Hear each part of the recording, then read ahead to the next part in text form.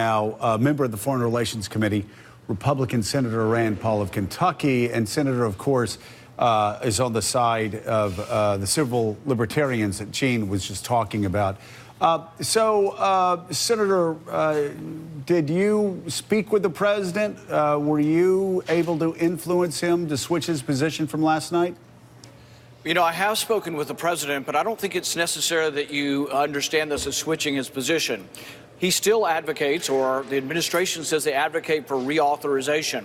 So do I, actually. I want reauthorization with reform, so I don't think they're mutually exclusive. This program allows us to spy on foreigners in foreign lands with a less than constitutional standard, or really with no constitutional standard.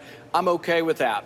What I'm not okay with is that millions of Americans are collected into this data system, and that maybe rogue people at the FBI or at Justice Department could look at this database without a judge's warrant.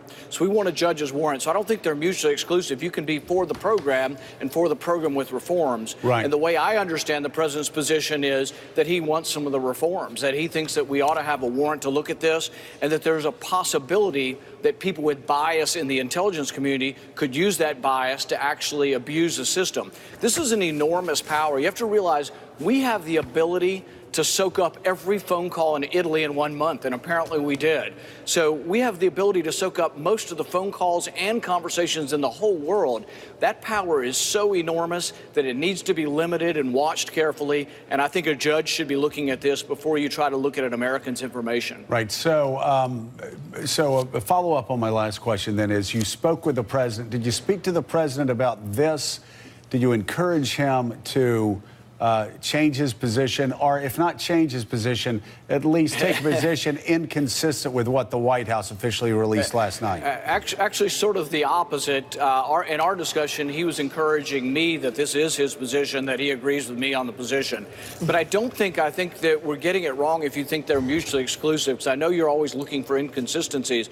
But you can be for reauthorization, what the administration is for, right, with reform. So my bill and the Justin Amash amendment that they're going to vote on today reauthorizes the program, but says you have to get a warrant, and it also says that you cannot use the information from this huge database that's been collected without constitutional protection. You can't use it for domestic crime. You can only use it for terrorism, national security. So, Rand, drill down for those of us, people watching, that obviously haven't studied this as closely as you. So you want to keep the FISA system in place. You want to keep the FISA courts in place. You have no problem with us doing this abroad.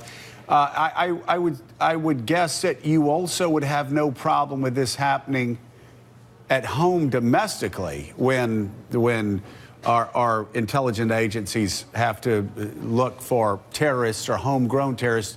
You are just saying. No, let me finish, because I think you may agree with me.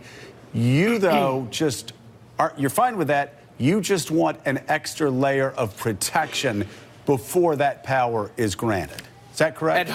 At home, there has to be the Constitution. Abroad, there doesn't. That's a simple way to put it. So if you have somebody, even a person who mows down pedestrians in New York that we all want to punish, we use the Constitution here. They get a jury, they get a lawyer. I'm for having the Constitution work in our country. It doesn't necessarily have to work, but all the information we gather through FISA on foreigners in foreign countries, it captures Americans' data too, many accidentally or incidentally, who are completely innocent. If I have made a phone call, if any of you have made a phone call, it could have been caught up. Think of this. If a journalist sends an email and puts in the words Baghdadi, the leader of ISIS, that may be captured because now he is a target, and you've sent an email to one of your reporters overseas. We understand. So again, to strip it down, so let's say this happens incidentally. I don't know if this is what actually happened with the General Flynn, but let's say they pick it up incidentally.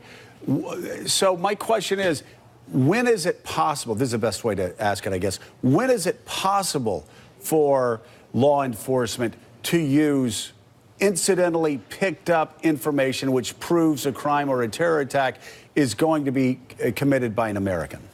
There are currently only internal controls over who can search the database. They say they're not doing it very often, but here's the point. you should ask a judge. The same way when we say, well, police brutality could occur, one of the ways we check police brutality, even though we think most policemen are good, would it be is a they have to FISA call a judge. Right, would it be a FISA judge? You would have to have a judicial warrant, and in this case, yes, it probably still would be a FISA judge. So it would still be secret. Like you're not saying let's go to the local federal judge. Right. There still would be a judge overseeing it. It would be a FISA judge. But here's the rub about this. You need checks and balances. As Madison said, men are not angels. And we found out recently there were people in the FBI plotting to bring the president down. There are people in the Department of Justice working with opposition research. Who was plotting in the FBI to bring the president down? Strzok, his girlfriend, perhaps someone named Andy, talking about we need an insurance policy to bring the president down to prevent his election. That was happening on company time, on company phones. That was where a couple people talking. And are you suggesting there's an FBI conspiracy? I mean, would you like all of your texts when you're blowing off steam about politics? Would you like them produced a little? Because I know I certainly wouldn't. Yeah, but when you're talking on an FBI phone and you are at work conspiring with other workers to bring the president down, that is a real problem. But it's evidence that there's bias, and bias can occur on either side.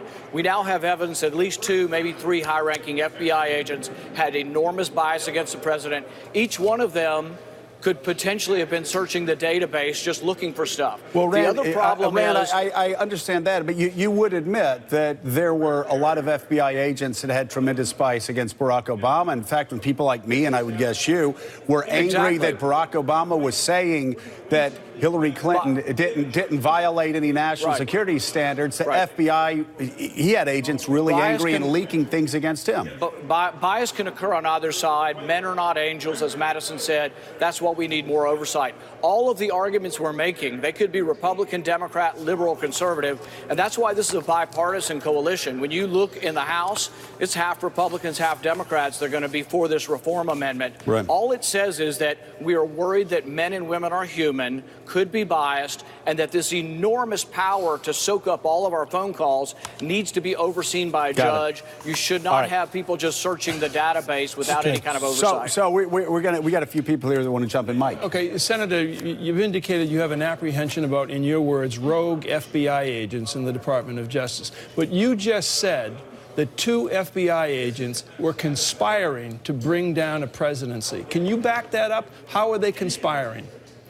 Well, in their conversations that we've seen, the little bit that we've seen... You've seen text messages, correct? They talk about, let me finish, they talk about a discussion in Andy's office where they're pretty much assured by that discussion the president won't win, and then they're saying, but we need an insurance policy. So, yeah, that sort of gives an indication to a lot of us that 3 people, high-ranking people, were talking about how they can prevent Trump from becoming president. They're talking about it at work. Sounds to me at the very least to be inappropriate, but I think you could also use the word conspiring to prevent someone from winning an election. Well, I don't think inappropriate is a synonym for conspiring, but apparently you do.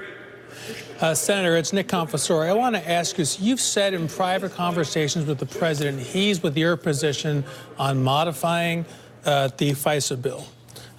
And I think that FISA needs to be reformed, but like I said, I don't think they're mutually exclusive. Right, I think so the president has said he's with you. Reauthorization with reform. So the president has said he's with you. My question is, how come his staff is out there pushing for a straight repeal if the president wants some changes?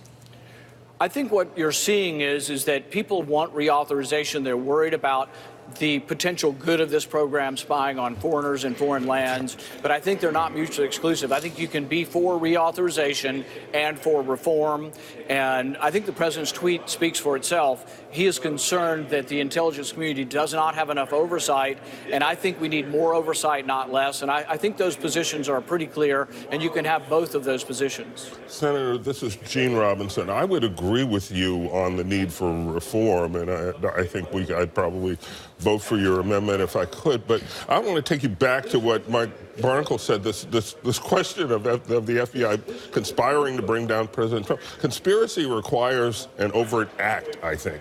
Do you have any evidence that these FBI agents did anything to adversely affect President Trump's chances of winning the election? I think all we have is a snippet of their conversation. So, yeah, if they want to release the transcript of what they were discussing with Andy in the office, you know, perhaps Andy McCabe, perhaps the second in charge of the FBI, it is very worrisome that they're saying they were talking about trying to prevent Trump from being president, but maybe it's going to be okay, maybe we'll be successful, but we need to have an insurance policy. That sounds very worrisome to the American people that high-ranking FBI agents were actually conspiring to try to prevent Donald Trump from becoming president. Well, okay. We don't know if they were doing that. Well, we don't know. One final question, Senator. Just generally on the question of Bob Mueller. Okay. Obviously, the president yesterday said he wanted Republicans to step up and take control of the investigation. Paul Ryan and others have said that they believe that that Robert Mueller should be allowed to continue his investigation through the end. Do you agree with those Republicans, or do you think the investigation should be stopped? Well, here's the question. I think his instructions are to look for Russian influence in the campaign. We now have evidence that Russian agents were paid for by a campaign.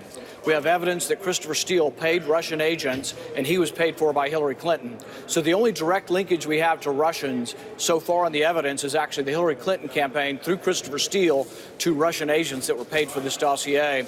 So I don't know if you want Mueller to continue along that vein and look down both avenues equally into both campaigns for collusion. If we want to do that, maybe we could. But I think so far there's no evidence of any collusion with the president. Well, we don't know. There are obviously his national security advisor and closest confidant traveling on the campaign is cooperating with the investigation after pleading guilty to federal charges. Same with other officials. So no, I'm fine with everybody being investigated. Are you fine with everybody being investigated? Are you fine with the investigation continuing? I think the problem we have sometimes with special prosecutors is we go down avenues that can lead down rabbit holes 20 years old. And so I think really what happens with a special prosecutor is you end up convicting people of tax evasion. Now we have Michael Flynn caught up in something that may have been an illegally recorded phone call where people listen to his phone call, release it to the media, which is a felony, and then we try to get him with inconsistencies as to what he said in a private phone call. And so there's a lot of worry that a special prosecutor's mandate is too broad. Right, but really, if we want to look for collusion, the only evidence we've seen of collusion is that Hillary Clinton paid Christopher Steele. That's the only evidence that you know. That's the only evidence you know. Delay. We do know that some people have been thrown in jail, and we aren't going to know until the investigation's concluded. So I'll ask again, should Bob Mueller be able to finish that conclusion so we know whether there was that investigation, so we know whether there's collusion or not? Yeah, but yes, but how long? A decade? I mean, we need to get it done. Listen, there's been a year's worth of investigation. I think we could go on too long. I agree with you. I mean, I still am a little chapped at Lawrence Walsh's investigation, dropping charges against, I think it was Cap Weinberger 2 or 3 days before the '92 election. So I agree with you.